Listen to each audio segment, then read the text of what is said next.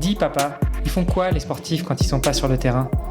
Eh ben croyez-moi, quand votre fils vous pose cette question, ça fait réfléchir. Surtout quand on sait que pas mal d'entre eux jonglent avec un ou plusieurs jobs pour pouvoir joindre les deux bouts.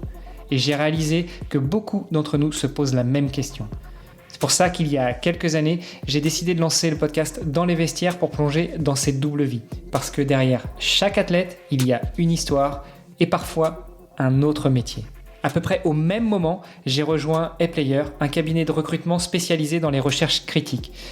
Alors moi, je suis recruteur tech et avec mon associé, on aide les entreprises à trouver les perles rares, mais on accompagne aussi les entités qui veulent définir ou redéfinir une politique de recrutement. Et je peux vous dire que des sportifs de haut niveau, croisés au gré de nos chasses de candidats, on en a vu un sacré paquet. Et oui, parce que, encore une fois, vivre de son sport n'est pas si facile quand on n'est pas installé au plus haut des podiums depuis des années. Et encore, comme une marque bien installée, il faut y rester et se réinventer sans cesse. Du coup, à travers les histoires inspirantes de mes invités, je vous propose de découvrir comment on peut répondre à nos enfants qui se demandent encore ce que font toute la journée ces sportifs de haut niveau. Parce que oui, entre sport et entrepreneuriat, il y a beaucoup de points communs. Et avec les JO de Paris qui approchent, c'était le moment de redonner vie à ce podcast. Alors restez après l'épisode, je vous donne tous les détails sur notre invité et je vous invite à aller voir la page sur le site vestiaire.org pour pouvoir le soutenir dans ses projets. Allez, c'est parti pour un nouvel épisode. Salut les sportifs, c'est Armano et je suis très heureux de vous recevoir pour un nouvel épisode du podcast Dans les vestiaires. Aujourd'hui, on va remonter sur le ring, on va repartir sur un sport de combat avec mon invité du jour. Je suis très heureux de pouvoir enfin parler avec Elie Assemian. Je dis enfin parce que on a essayé pas mal de fois, d'un côté j'ai annulé, après c'était lui ou inversement, enfin bref, mais voilà, aujourd'hui c'est fait, on est là, on vous parle, chères auditrices, chers auditeurs, et donc la première chose que je vais faire, c'est tout simplement de saluer mon invité. Salut Elie. Enchanté Hermano. La première question est toute simple, je demande à mes invités de se présenter, donc dis-nous tout, qui est Elie Assemian ? Eh bien, moi donc, je suis boxeur depuis peu de temps par rapport à ce que j'ai fait dans la boxe. Donc ça fait, c'est sur ma 6e année de boxe thaïlandaise. Et en fait, donc c'est vraiment le sport qui m'a amené au haut niveau parce qu'avant je faisais du football pendant 10 ans et à un niveau régional, hein, jamais à un niveau, à un haut niveau. Et puis j'ai fait de l'athlétisme étant petit et du tennis également. Je suis vraiment rentré dans une salle de boxe thaï par hasard. Donc en regardant des vidéos de boxe thaï sur YouTube et puis je me suis lancé tout simplement. Hein. J'ai ouvert la salle de la boxe, de la salle de sport de boxe de ma ville en premier et puis après j'ai changé de club pour pouvoir passer à un autre niveau. Voilà. Tu vas revenir avec nous sur tout ça, sur toute cette histoire. Alors juste avant, j'aimerais que tu nous expliques comment on passe de l'athlétisme au tennis, au football, et puis après tu nous expliqueras à nouveau cette transition vers la boxe thaï. Mais le foot, c'était quoi le problème, Elie ? Où est-ce que t'as fait une bêtise ? C'est pas possible. Il y a un lien, tu vas voir pourquoi il y a un lien. Alors déjà l'athlétisme, quand j'étais petit, le tennis et l'athlétisme, on va dire que c'est plus un choix de mes parents. Mais moi, comme j'ai toujours été un sportif et que j'ai toujours aimé j'ai toujours, été admiratif du geste sportif. Donc, je me suis toujours donné à fond dans n'importe quel sport. Mais le tennis et l'athlétisme, c'est pas forcément des sports où j'étais, les sports où j'étais les plus enthousiastes quand je les faisais. Après, quand j'ai fait du foot, j'ai beaucoup aimé. Parce qu'en fait, là, j'étais défenseur central. Et ça se rapproche un petit peu j'étais un peu un boucher, donc donc ça se rapproche un petit peu de la discipline que je fais aujourd'hui maintenant. Donc c'est pour ça que je disais qu'il y avait un lien. Après, moi je trouve que le football, ça se rapproche en beaucoup de points hein, quand même de la boxe thaï. Parce que la boxe thaï, ça a l'air d'être un sport individuel, mais on s'entraîne avec une équipe. Donc moi j'ai été capitaine par exemple durant toutes les années de football.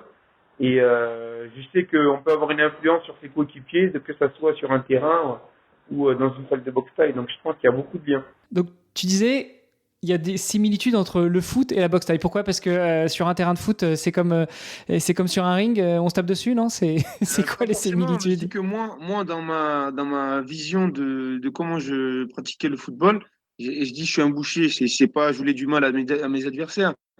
J'ai toujours vu le sport, en tout cas le football, quand j'en faisais, c'était pour moi un sport de confrontation avant d'être un sport collectif. Donc je pense que c'est peut-être pour ça que je suis allé vers la boxe thaï. Mais j'arrivais à être bon dans le foot, même en voyant ça comme un sport de confrontation. Parce que quand on est défenseur, qu'on doit défendre sur différents gabarits, des attaquants rapides, des attaquants puissants, des attaquants grands, des attaquants, bref, avec tout plein de capacités, de diversité dans leurs skills, hein, eh bien, c'est pas mal, je trouve. C'est pas mal de pouvoir s'adapter à chaque fois. Et c'est pareil sur le ring. Oui, non, mais je te taquinais évidemment, hein, t'auras bien compris. Alors, tu as commencé par l'athlétisme et le tennis, comme tu disais, plutôt pour faire plaisir à tes parents. Malgré tout, tu as toujours été un amoureux du beau geste, du geste sportif. Exactement, oui. Combien de temps tu as pratiqué l'athlétisme et combien de temps tu as pratiqué le tennis? Alors, j'ai fait 3 ans de tennis et j'ai fait que 1 an d'athlétisme. Mais je l'ai fait juste avant le foot et je pense que ça m'a beaucoup servi jusqu'à maintenant. Parce qu'en fait, de ce que je me rappelle, ben déjà sur la course, si on compare bien sûr à quelqu'un de lambda, un athlète, il court normalement, ça dépend de sa discipline et ça dépend si lui il aime ça.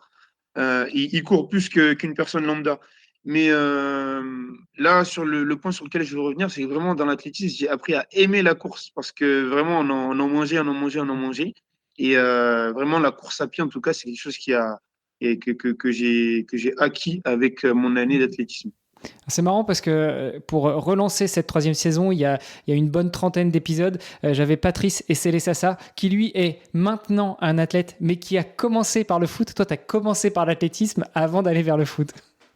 Et qu'est-ce que toutes ces années de foot ont pu t'apprendre? Alors déjà, tu pratiquais à un niveau amateur, régional, mais tu n'étais pas joueur professionnel ou semi-professionnel en Non, football. c'est ça. Et qu'est-ce que toutes ces années de foot t'ont apprises? Eh bien, elles m'ont appris déjà que j'avais vraiment une détermination à chaque match. Pour moi, c'était vraiment au-delà du score, je voulais avoir aucun regret. C'est-à-dire qu'à la fin du match, je voulais pas, même si on avait gagné, avoir fait un match à 80%. Je me donnais tout le temps à fond. Et ce qui pouvait ne pas me plaire dans le foot, c'est que je suis pas, comment dire, je ne peux pas garantir l'implication de tout le monde. Même si je suis capitaine, ben, voilà, on est 11. Et malheureusement, dans le foot, s'il y en a un qui est pas bon à un certain poste, à une certaine action, eh ben, c'est but et ou c'est voilà. Donc voilà les deux choses vraiment que je peux faire ressortir de mon expérience dans le foot, c'est que j'étais vraiment déterminé, vraiment déterminé. Et puis après, j'étais dans un club où ils cherchaient pas forcément à aller plus haut. Et puis même moi, à l'époque, je pense que j'avais pas assez de maturité par rapport au haut niveau dans le foot. Mais c'était ce que je cherchais, clairement. Mais voilà, ça m'a un peu dégoûté par rapport à ces faits-là. Le fait de ne pas pouvoir vraiment avoir le même engagement de la part de toute son équipe. Tu parles de dégoût, est-ce que ce serait pas plutôt de la frustration en fait? Ah oui, clairement, oui, oui. Et là, j'ai mis le mauvais mot dessus, mais oui, c'est de la frustration. C'est une frustration, clairement. Légère, énorme, non, énorme quand même. Non, légère, parce que moi, comme je t'ai dit, j'ai toujours aimé le sport et je me suis vite mis après le foot. Je suis allé courir tout seul en tant que, voilà, tout seul moi-même. Et puis, j'ai fait du CrossFit 3 mois avec un de mes amis. Et puis, juste après, j'ai fait de la boxe thaï. J'ai vite oublié le foot, en fait. Et ça m'a assez surpris parce que j'ai fait quand même 10 ans. Et c'est là que j'ai compris que oui, moi, je suis vraiment un amoureux du sport et que, comme je te disais, le geste sportif, il est important, il est plus important pour moi que la discipline en soi, en fait. J'ai envie d'être le plus polyvalent possible et d'avoir le plus de compétences physiques possible. Bon, alors je me dis que peut-être un jour on te verra ailleurs que dans la boxe taille, ou là tu as l'intention d'y rester encore quelques temps. Ah non, là, j'ai l'intention d'y rester encore pas mal de temps. Mais oui, pourquoi pas dans autre chose, ça c'est sûr et certain. Alors comment est-ce que justement tu switches à la boxe taille? Tu nous as dit, tu voyais des vidéos sur YouTube, ça t'a un peu inspiré, Mhm. tu as essayé de pousser la porte d'une salle de boxe taille, et puis ça a été le coup de foudre, c'est ça? C'est ça exactement. Ben, moi, ce qui m'a vraiment aidé, c'est le fait d'avoir cette hargne à l'entraînement, cette motivation. Et en fait, ça a un peu, comment dire, tapé dans l'œil de mes premiers coachs.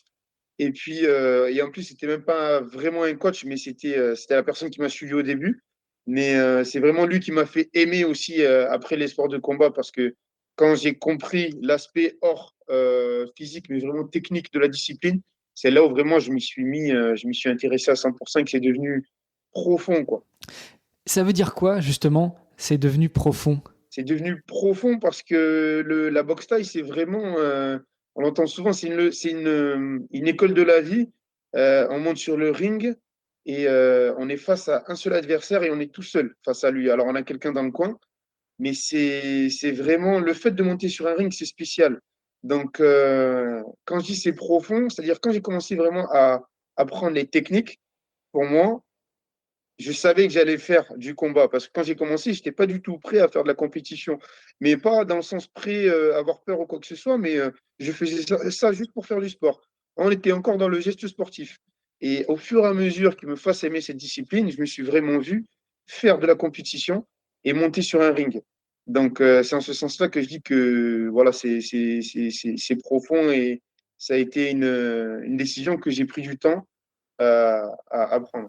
Cette décision-là, elle a pris combien de temps entre le premier jour où tu pousses cette porte, t'as quel âge, et elle prend combien de temps avant que tu te décides à monter sur le ring pour faire plus que de l'entraînement, mais véritablement du combat? Elle a pris 6 mois exactement. Donc, je suis rentré en avril, c'était juste après, non, avant le Covid. Et donc, j'avais 21 ans. Et 6 mois après, j'avais 22 ans. Donc, ouais, c'est ça, 6 mois. En 6 mois, il se passe quoi dans ta tête justement pour que tu deviennes, pour que tu sentes naître en toi le combattant? J'avais eu à ce micro Jimmy Vienno aussi, donc 7 fois champion de France de boxe thaï, Ouais. entre autres, hein, aussi quelques fois champion du monde, champion d'Europe, etc. Pour lui, c'était une évidence en fait. Depuis qu'il est petit, c'est ce qu'il veut faire. Toi, tu as découvert ça plus tard, à 21 ans. Donc, qu'est-ce qui a fait que le lion, le combattant, s'est révélé en toi? Mhm. Alors, je pense il avait toujours été là, mais il avait été bridé en quelque sorte. Alors, pour la petite histoire, moi, mon père, il fait des arts martiaux depuis qu'il est presque petit aussi, hein. Il a fait 30 ans d'arts martiaux. Et lui, il fait plus des arts martiaux traditionnels, type chinois, japonais. Il a commencé par du karaté. Et après, il a viré plus sur du chinois avec du tai chi, du kung-fu, etc. Et il est vraiment très fort dans son domaine, quoi, en tout cas. Et ça m'a toujours attiré. Je me rappelle quand j'étais petit, je regardais aussi les Jackie Chan, les Jet Li et tout ça, et ça, j'étais émerveillé. Et c'est vrai que même pendant que je faisais du foot, je voulais faire un sport de combat ou des arts martiaux traditionnels, plus à l'époque. Et je sais pas, j'ai jamais eu le temps, ou j'ai jamais eu l'envie d'aller plus loin en fait dans cette idée-là. Mais je pense que le combattant, ouais, il a toujours été là et que le fait de rentrer dans cette salle, il s'est révélé. Après, comme je te dis, dans le foot, si tu me voyais sur le terrain, tu aurais déjà compris que me mettre à la boxe, c'était pas une idée farfelue, tu vois, clairement. Ouais, c'était déjà en toi. Voilà, c'était déjà un mois. Et le fait de prendre des coups dès la première séance, c'était quelque chose de bizarre, mais c'était pas quelque chose qui me freinait du tout. Combien de temps il te faut à partir du moment où tu commences? Donc, 6 mois après, tu sais que tu veux être combattant, tu commences à faire véritablement de l'opposition. Ton premier combat, il intervient quand? Ben, le premier combat, il est au bout des 6 mois. Après le premier sparring, c'est le premier jour, hein. En fait, je suis rentré dans cette salle parce que j'avais deux amis qui faisaient déjà de la boxe thaï.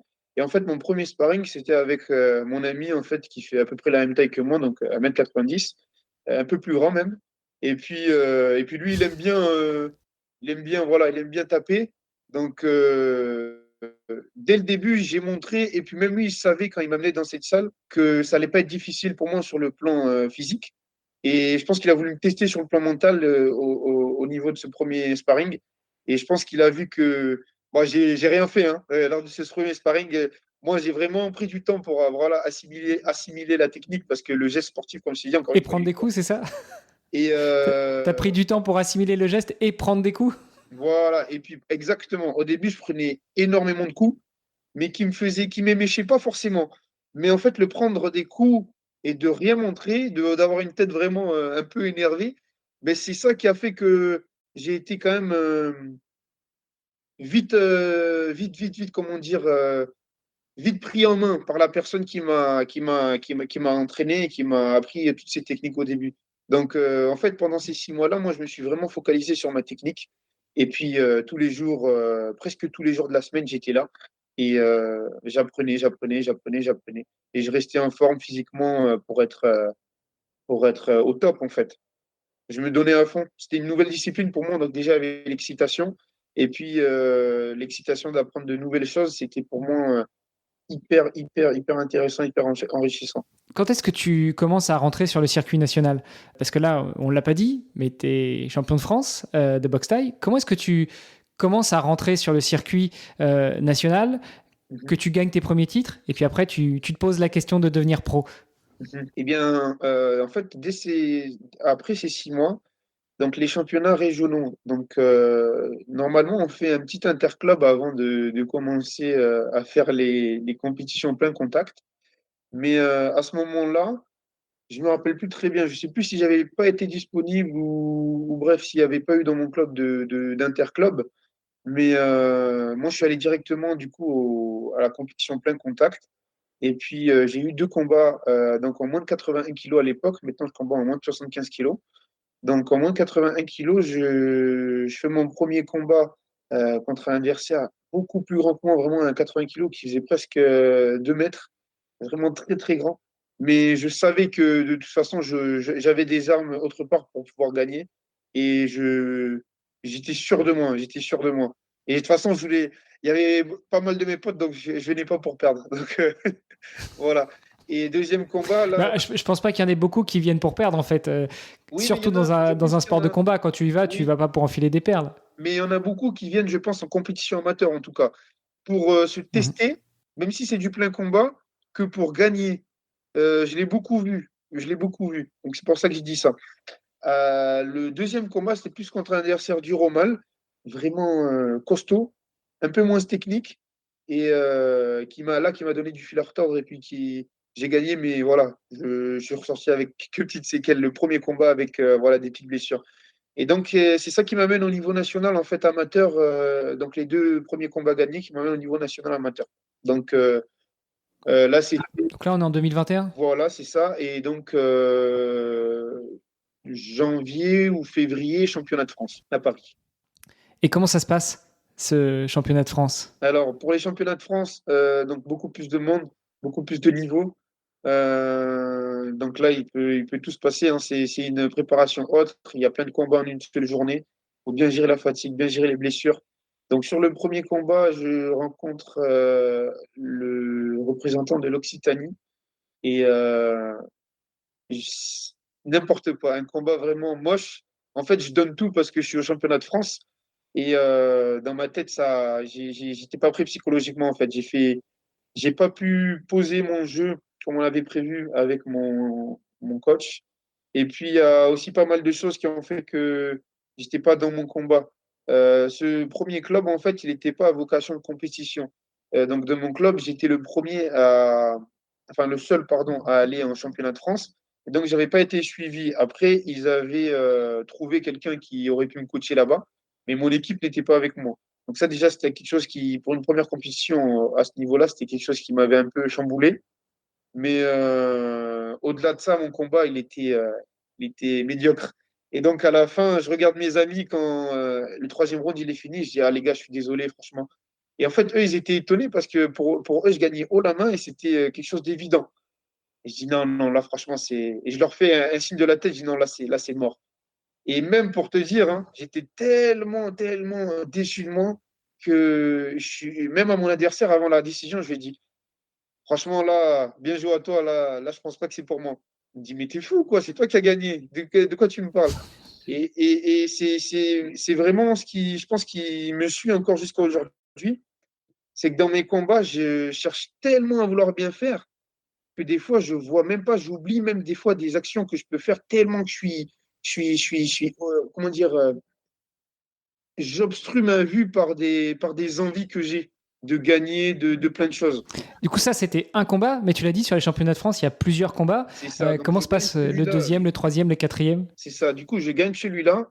Et donc, là, pour aller en finale, il en restait 2. Donc, je fais mon deuxième combat. Et là, c'était la demi-finale du coup. Et donc, après celui-là, c'était la finale. Et donc, avant la demi-finale, je vois un combat de la même catégorie que moi, donc moins de 80 kilos. Et là, le gars en face, enfin, les deux gars qui sont sur le ring, il y en a un qui met un coup de coude retourné et KO net. Et en fait, c'est pas ça qui m'a fait peur. Mais en fait, le combattant de question, j'ai vu qu'il a attendu, il a appâté en fait son adversaire pour lui mettre. Et j'ai dit, ah ouais, attends. C'est là que j'ai commencé à me dire qu'il y avait vraiment du niveau. Parce qu'en fait, il a mis un KO en l'ayant voulu. Et là, je me suis dit, ouais, il y a vraiment, vraiment, vraiment du niveau. Donc, je vais à mon prochain combat et je me dis, là, j'ai fait un combat qui était pour moi médiocre et je vais combattre des gars qui sont encore plus forts. Je m'arme de courage, je m'arme de calme surtout. J'essaye de méditer avant mon combat. Et puis lors de mon premier combat aussi, je me suis énormément esquinté au niveau des omoplates parce que ma garde a été trop crispée là. Et là, j'étais hyper tendu. Donc, je me rappelle que je m'étais massé et mes amis m'avaient massé pendant à peu près 1 heure avant mon combat. Et je vais à mon deuxième combat du coup. Et puis, je fais ce que j'ai à faire, ce que je sais faire. Moi, je suis plus bon en jambes qu'en poing. Mon adversaire était meilleur en poing qu'en jambes. Donc, comme je n'ai pas su répondre à ça, tout simplement, là, je perds en demi-finale. Donc, j'ai ma médaille de bronze, mais je pars avec un goût sacrément amer parce qu'il était à ma portée. Mais clairement, il était meilleur que moi en poing et j'ai pas su comment dire, dominer par mes armes. Donc, ouais, une grosse déception. Bon, alors ça, c'est justement ton début dans l'arène. En championnat de France, on est sur des catégories amateurs, sur des catégories pro. Ça se passe comment? Alors, là, c'était une catégorie amateur, donc classe B. Ensuite, on passe classe A au bout de.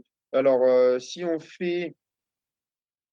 Je crois qu'il faut faire des résultats, je ne suis pas très sûr, en classe B, ou avoir 10 combats en classe B pour passer classe A.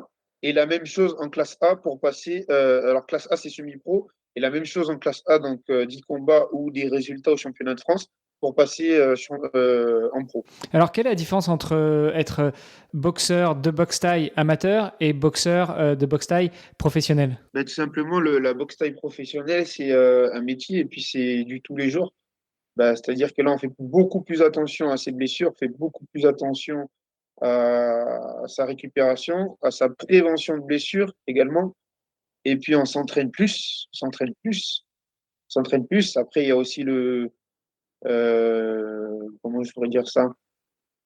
Quand on devient pro, pour moi, il faut pas devenir pro, comment dire, faut pas devenir pro juste pour continuer à combattre parce qu'on aime ça pour moi, parce que c'est quand même un risque, moi je dis notre vie quand on monte sur le ring, et il faut y aller avec tout ce que demande une carrière pro, quoi. Donc il faut pouvoir mettre les moyens, et là on va faire une transition après sur ça, mais il faut pouvoir mettre les moyens pour avoir une carrière stable et surtout qui garantit notre intégrité physique. Alors, on va y revenir, hein, justement, c'est l'essence même de ce podcast. Mais justement, la différence entre la classe B, la classe A chez les amateurs et puis les pros, est-ce qu'il y a une question de rémunération aussi? Est-ce qu'il y a une question de price money une fois qu'on gagne la ceinture? Comment est-ce que tu différencies ça au-delà du niveau? Parce que finalement, on aurait pu dire, appeler ça Ligue 1, Ligue 2, et puis régional, CFA, ce qu'on veut. Si la catégorie reine, c'est la catégorie pro, il y a peut-être bien une raison quand même. Mhm. Bien sûr, bah, la catégorie pro, en fait, à chaque championnat de France gagné, on a une prime. Alors là, ça dépend de. Franchement, là, j'avoue, sur ça, c'est surtout mon entraîneur qui s'occupe de ça, mais les prix sont pas fixés chaque année, fixes chaque année.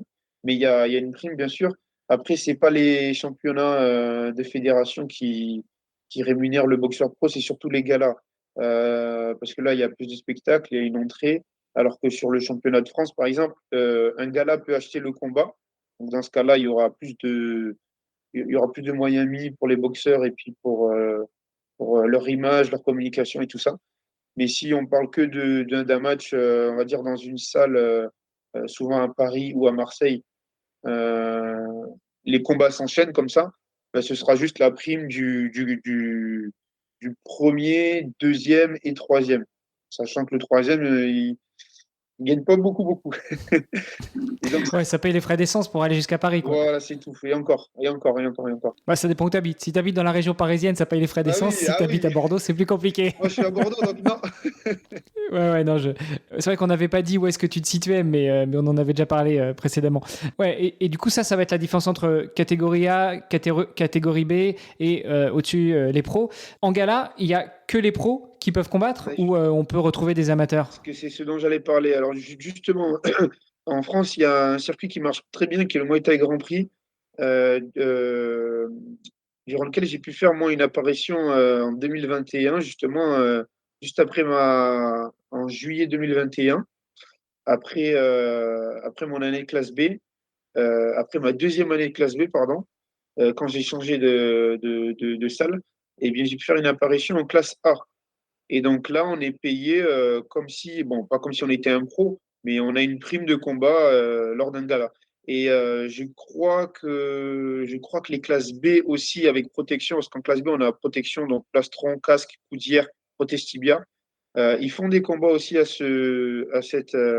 cette organisation, mais je ne sais pas s'ils sont payés. Ça, je ne sais pas du tout. Mais je pense qu'ils ont un petit quelque chose, parce que même si ils font les premiers combats des soirées, je pense que vu qu'il y a une communication dessus, ils doivent avoir quelque chose. Toi, maintenant, tu es pro? Oui, exactement. Donc ça, c'est depuis 2022? Exactement, oui. Depuis 2022, J'ai bien fait mes devoirs, hein. et c'est ça. Ça veut dire quoi pour toi depuis 2022 être pro? Un titre de champion de France en pro, un deuxième, un troisième, un quatrième?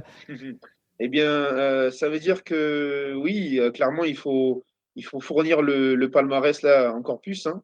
J'ai eu la chance d'avoir un titre de champion de France. Je dis bien la chance parce que depuis le passage en pro, il y a vraiment, vraiment pas eu que des bons moments parce que mon premier combat pro, en fait, c'est là où je me suis fait le ligament croisé. Lors de mon premier combat, en fait, je pense, hein, dû à, à un passé de course à pied, etc. Bref, je pense que le genou était fragilisé. Et le coup de pied, je me rappelle très bien comment je l'ai reçu. Il était dans un certain angle. On appuie, il était au sol. Et bref, voilà, ça a claqué. Et en fait, j'ai fait une rééducation. Au début, j'ai pas accepté en fait la rupture du ligament croisé. Moi, j'ai un peu peur de tout ce qui est opération, tout ça. Donc, malheureusement, j'ai fait la rééducation tout seul. Et du coup, 6 mois après ce combat, en fait, j'ai combattu pour le championnat de France avec ce ligament croisé. Mais j'avais tellement bien fait ma rééducation et ben, que j'ai pu gagner sans penser que j'avais quelque chose au genou. J'ai pu vraiment boxer sans penser que j'avais quelque chose au genou. Mais je le recommande à personne et surtout, je dis pas que sur ça, j'ai pas eu de chance, hein. J'ai eu beaucoup de chance. Et après le combat pour le championnat de France également, j'ai pu combattre dans le nord de la France à Rouen, où j'ai pu gagner par KO également. Ouais, tu sais que je suis rouennais, moi. Alors, quand tu Ah parles de ouais. Rouen, ça me parle. Et depuis, en fait, mon genou, après ce combat-là, mon genou, il a pas arrêté de dégringoler. Et je me suis fait opérer là le 21 février. Petite news. Donc là c'est tout récent. Là, tu es en pleine rééducation. Exactement, exactement. Alors là, je reprends assez vite, je trouve. Mais ouais, ça fait une semaine, non, 10 jours. Bon, écoute, ça fait partie de la vie des sportifs. Tout à l'heure, tu as ouvert le chapitre justement de pouvoir financer sa carrière quand on passe en pro.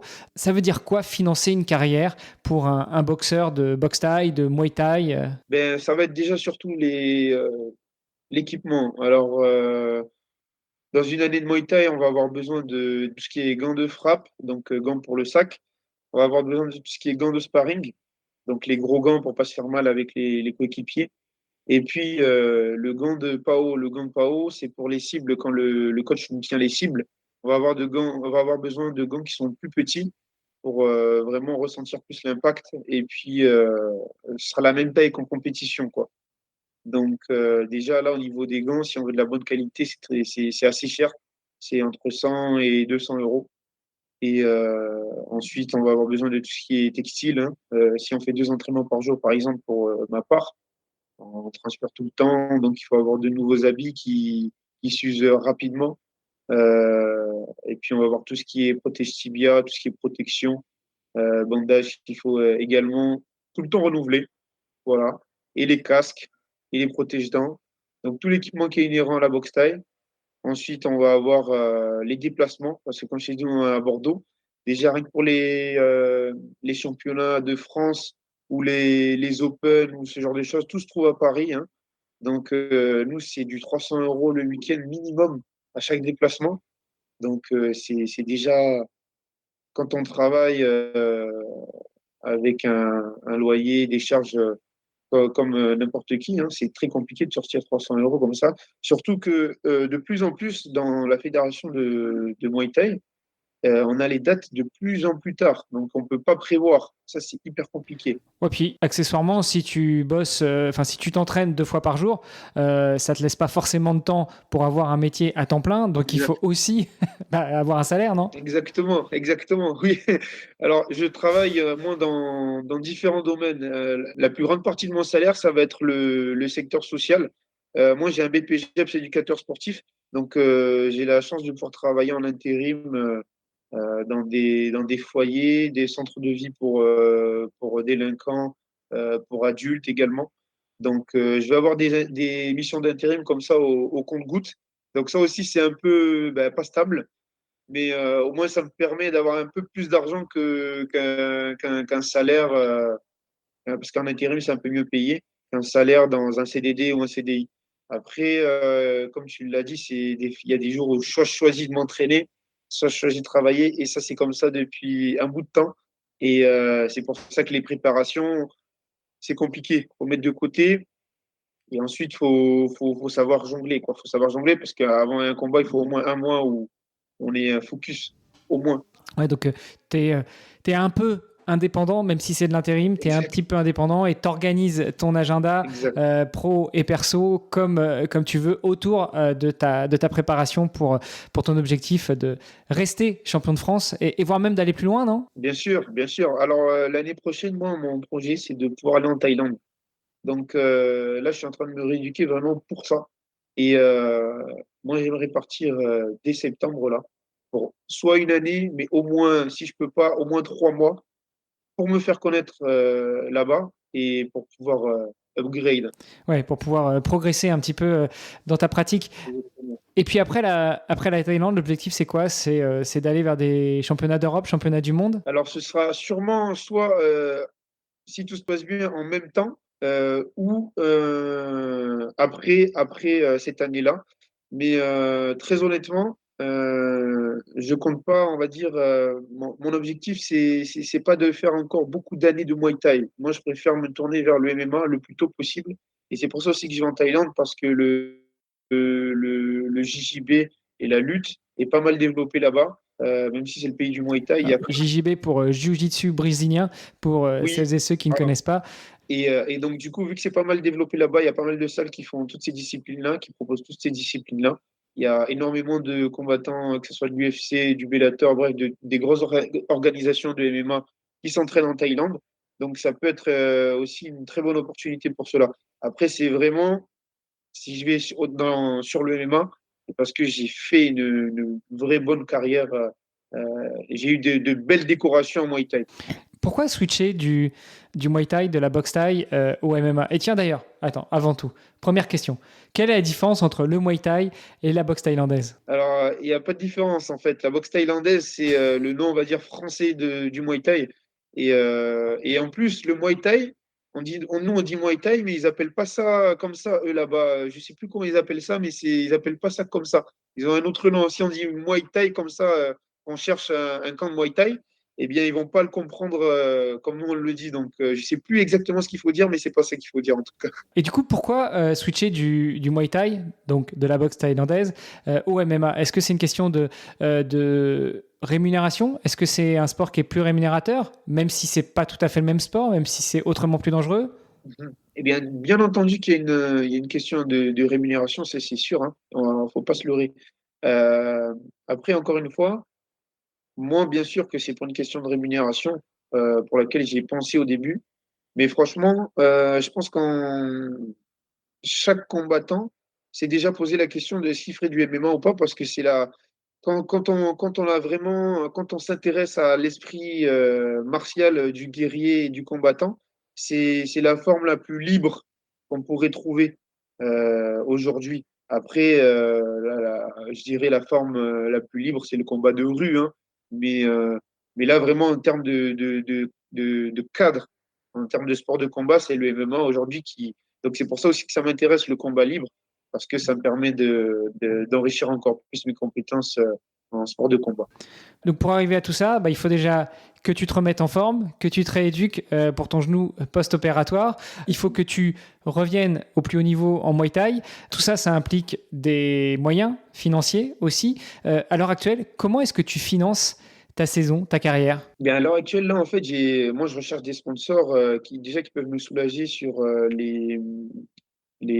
comment dire, la partie équipement, la partie récupération. Donc, j'ai un sponsor sur la partie équipement, sur la partie récupération. Donc, c'est un spa avec lequel je peux avoir des services gratuits. Donc, pour l'instant, j'ai pas de sponsor financier. Et c'est ça le plus important. Donc, vraiment, moi, je finance ma saison avec mes propres moyens et grâce à l'aide de ces deux sponsors. Donc, c'est pour ça que je suis sur LinkedIn et que je recherche des sponsors tous les jours. Ok, écoute, si on peut aider à notre manière, on le fera avec grand plaisir. Je le répète à chaque fois à nos auditeurs et à nos auditrices, l'essence même du podcast, c'est d'aider les sportives et les sportifs de haut niveau à financer leur carrière.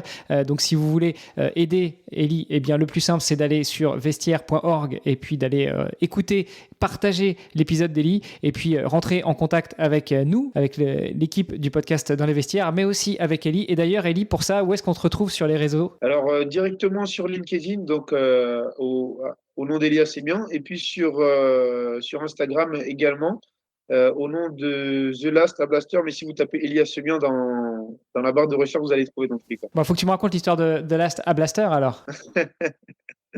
Alors, oui, je te raconte pourquoi j'ai choisi ce nom? Ouais, bien sûr. Ok, d'accord.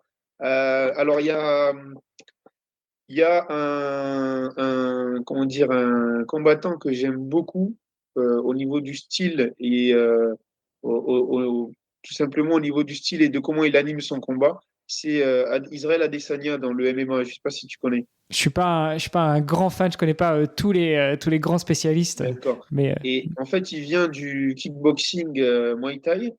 Et en fait, il a un style qui est très évasif. C'est-à-dire évasif, en fait, il est très comment dire ça? Il a pas une garde comme tout le monde, il a une garde plutôt basse, il a des membres assez longs et il va être il va surprendre tout le temps son adversaire. Il va surprendre tout le temps son adversaire. Et quand il va réussir à toucher, ça va être une avalanche de coups pour son adversaire. Et en fait, lui, son surnom, c'est The Last Style Bender. Et ça veut dire le dernier maître du style. En fait, il a repris le, comment dire, le nom d'Avatar. Le Avatar, c'est The Last Airbender. Et il a repris ça parce que c'est un dessin animé qui l'a beaucoup plu dans sa jeunesse. Et j'aime le personnage, j'aime beaucoup ce qu'il fait, même hors combat. Et donc, je me suis inspiré un petit peu de ce surnom pour faire un petit jeu de mots, moi, de mon côté. Donc, The Last Ablaster, Ablaster, en fait, ça vient de blaster, donc écrabouiller. Donc, lors de mes combats, en fait, j'aime vraiment pouvoir, comme je vois avec Adesanya, c'est de pouvoir vraiment, dès que je mets un coup, une avalanche qui ne s'arrête pas et vraiment obstruer la vue de mon adversaire pour qu'il puisse plus réfléchir. Donc, pourquoi Blaster? Pour ça. Et en fait, j'ai fait un jeu de mots avec Abla. Abla, dans mon ethnie en Côte d'Ivoire, ça veut dire éléphant. Moi, je viens de l'ethnie Ani en Côte d'Ivoire et ça veut dire éléphant. Et comme l'éléphant est l'animal emblématique de la Côte d'Ivoire, c'est pour ça que j'ai fait ce petit jeu de mots. Wow, écoute, super comme sens que tu donnes à ce blaze, à ce surnom. Elie, je finis toujours mes épisodes en posant une dernière question à mes invités. Si tu pouvais te projeter en 2021 quand tu vas pousser la porte justement de cette salle de boxe thaï et être subjugué et être envahi par cet univers et que tu pouvais rencontrer le Elie de l'époque justement quand il va pousser la porte. Lui, il sait exactement qui tu es, il sait ce que ça va être les 3, 4, 5 années suivantes. Qu'est-ce que tu crois que lui, le Elie de 21 ans, te dirait en te voyant? D'accord. Ah ouais.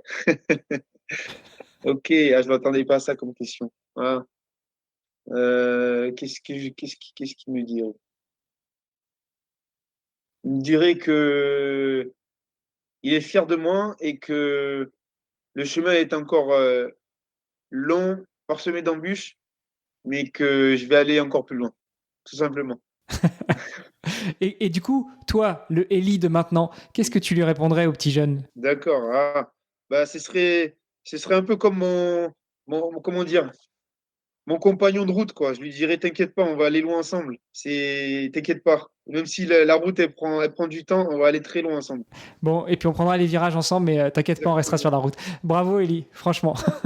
Merci beaucoup. Merci à toi pour cet échange. J'espère que tu as passé un bon moment. On te souhaite bonne récupération, bon courage pour récupérer physiquement, pour que ton genou revienne, même pas comme en 40, bien avant, quand tu étais tout jeune, avec toute la patate qu'il faut, et puis la patate aussi que tu vas pouvoir mettre sur tes adversaires. Ouais. Et on espère te voir au plus haut niveau dans quelques années. Merci beaucoup Hermano. Ça m'a fait vraiment plaisir de pouvoir répondre à tes questions ici, et merci pour ce que vous faites pour les athlètes. Écoute, c'est un plaisir. Allez, à bientôt Eli. À bientôt, merci. Ciao.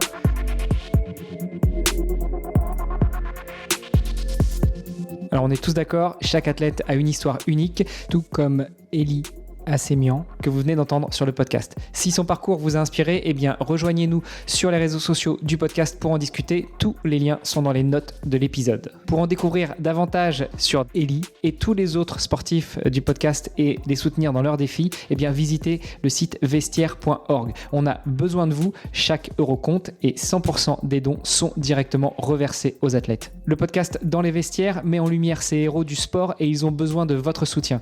Et le plus simple, c'est de partager leurs histoires pour les aider à briller sur la scène internationale. Et puis comme ça, tout le monde fera un peu partie de cette superbe aventure sportive et philanthropique. Partagez leurs épisodes, ça nous aide et ça les aide surtout eux. Allez, sportez-vous bien, entraînez-vous bien et on se retrouve bientôt pour un nouvel épisode. Salut les sportifs!